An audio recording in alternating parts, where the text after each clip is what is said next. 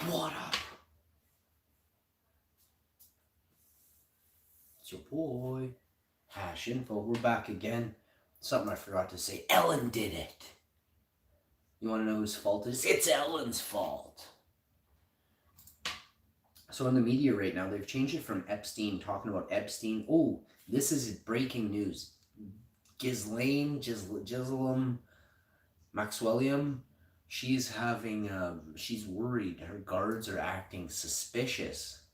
She asked to be moved. This happened, I think, last night or yesterday morning. Who really cares? I mean, she's an awful person. But my point is, she was talking about the guards, saying how creepy the guards were. Now, I don't know if you know anything about what's going on in the media. Oh, wait, yeah, that's right. You'll never know what's really going on in the media because you watch the media, bud. So, we've got a lot to talk about today, and none of it is on the news. Not only are they're not even scared. Well, they're scared, but they don't want you to know the truth, okay? The media portrays a viewpoint expressed by an old man who is rich, who is continuing to take over a larger portion of the pie, whether it be natural resources such as bodies of water, bodies of land, real estate. A lot of people who are in the real estate business are the most evil of all. No, okay, good point. Why do you ask? Why? Great question. Why? Well, land and land deeds and the way land is passed on and the way land accrues interest and becomes more valuable and viable over time is incredible. And a lot of people have, not only do a lot of people rent, but most people's families will never own a plot of land.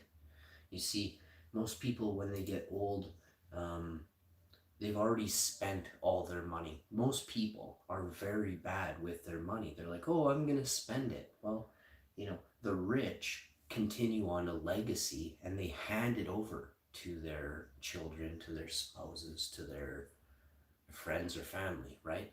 But most people are so indebted to the country they live in that when they die, they can't even pay off the credit card debt that they have with their, selling their old socks that they possess. And this is the misfortune of a lot of people in this world. So if you talk about royalty, the royals have land deeds as stretched as far as you could ever imagine. And they own the majority of this planet. There are India, for instance, India and all places in the Middle East, most of them, the people on average, suffer without food or water. Well, did you know in these temples in India and all over the land, not just India, but India is a great example of this. The riches within these temples, they have vaults that have never been opened since they were sealed hundreds of years ago. And inside these vaults are gems and riches far beyond all of the assets in Winnipeg right now, if Winnipeg was to liquidate.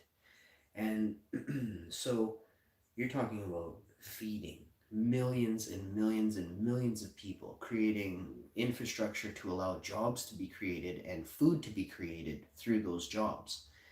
Instead, the rich hoard the riches. Now, there's a reason for that. If the rich all spent their money at the same time, think about this for a second. If the rich took everything they had and spent it all at once, they could buy up all the lumber, they could buy up all the businesses, everything, all at once. Which means that there's a problem with the monetary system.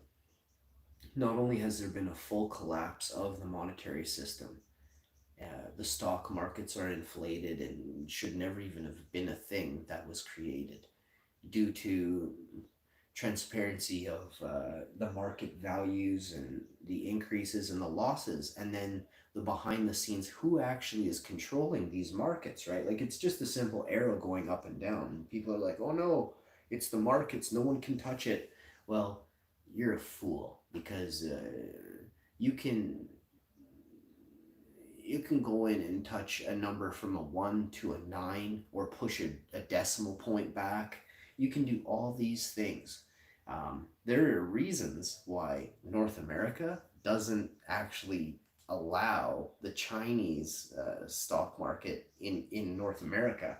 We're not allowed to use it or buy it. Like, it's not connected to our stock exchange. And there's a reason, because the same way you can inflate other things, this is inflated. They're inflated as well. So, not going to get into it too much here. This is not the time or place, and I don't think a lot of you understand stock markets in general. They're horrible. It's an awful thing. Um, Unfortunately, I've had the great displeasure of knowing several people in the 90s who worked, well, early 2000s. I'm not going to say when, but there's conversations between me and them for a while. But it's interesting how they all say that, everything is fake, everything is backdoor deals and insider trading. And you see all sorts of huge companies getting flagged for misappropriation of information, which led to the sell off of major shares of a company day before, hours before the stocks plummeted. You know, these are all ways that the old greasy and grimy can continue to have a great clutch, a grasp on us. So by us ridding the stock exchange and these areas where there's zero transparency, and the fluctuation in a dollar is changed by the stocks of lumber industry or cosmetic industry, like, or a company. It's disgraceful. It's disgraceful that we actually believe that the Canadian dollar is valued at less than the Americans. We put out so many products that are shipped to America for Americans to buy at, you know, 30, 40 cents less on the dollar of their dollar. Just because we're Canadian, it's made with Canadian steel or American steel we've bought from America. We should be getting the same, we should be getting an American dollar for the when it's $39 Canadian. If this is what I want to change, and this is going to happen, if we build a house in Canada and it's valued at 249,000 fucking Canadian dollars, if a fucking American wants to buy that, they pay us 249 fucking thousand American dollars. Now let me give you the reasoning. It's a house. We aren't going to get shorted just because your fucking money is valued at more. We did the work. If you in America sold us a house, your fucking price would be 249,000 American dollars. We in Canada have to fucking change our money to American before we can buy it. Does this make any sense to anyone? Because if it doesn't, you're a fucking elite from America that doesn't like what I have to say. And I love American people, but we are a slave country to America, to England. Why and how do I think so? Because our dollar is valued at less. We as Canadians are thought of as less. So it's very sad. We've got a lot to talk about in the coming weeks and months, but the way the system is set up and designed. I even remember this with hockey players, for instance. A hockey player who plays in the NHL will take a contract in Los Angeles before they will take a contract in Edmonton. Do you know why? Because $25 fucking million turns out to 31 million Canadian. So, if we're to have a sports league, and if we're to have a Canadian team beat an American team, we should get the cup for like 10 years, because there's a bunch of reasons why. But to start off, the money is valued at 25 to 35% more. So we get the shit end of the stick for players that actually want to play in our country. And I'm not talking sports. I don't like sports. I'm giving you something you guys at home can, relate to, because that's really all you think about is football, hockey, and baseball and basketball. You have to get lives fast. Forget watching sports. This isn't the time.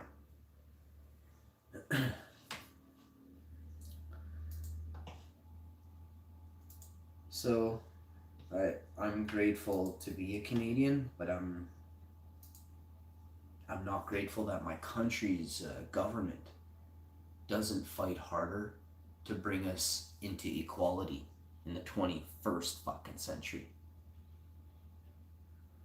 So that's one thing I'm going to look for in the future is a leader who will ensure that the Canadian dollar sits at par or higher, and I'll explain why. You go try growing some potatoes right now in your shit country, wherever you are for growing your shit country. Your country isn't comparable to Canada. I'm a very proud Canadian.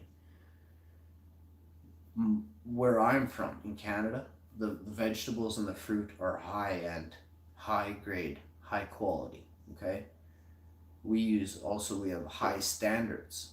Okay, and those standards have to improve. I see a couple areas. I'm just it's disgusting to see farmers claiming that they don't make any money. Okay, I want to fucking see what a farmer does make. That has a farmer that has a vegetable garden. How are these people millionaires if they keep claiming that they don't make money? Or that they have to hire people from Mexico to come here and pay them minimum wage. Basically, it's slave labor without it being called slave labor. They call it migrant workers. So, migrant workers is the new term for slave labor. And it's the 21st century. It's okay to do this type of mentality that the elites have pushed on and allowed. Like the views, this is how it works. They say, oh, we need these migrant workers so bad. There are fucking teenagers everywhere that will go pick vegetables right now for money. But you hired migrant workers because these men can outwork a teenager, right? Yet you won't fucking pay them more than minimum wage when they're doing the job of 3 people. So you're a slave driver. I have zero respect for these people. These farms, I want them outed. They're also outsourcing. They're not allowing the money that's created in Canada that says proudly grown in Canada. It's also proudly fucking outsourced the work to pick it to another country. And then on top of that, it's disgracefully underpaid. So there ain't nothing proudly Canadian about it. And this is the mentality. This is the reason. Explain something to you. The elites own every small farm across this country. Most of you will never understand this. The elites own everything. So this was a good one. I want to keep them short and sweet because I know a lot of y'all can't really grasp more than 10 minutes of info. So have a good one. Peace.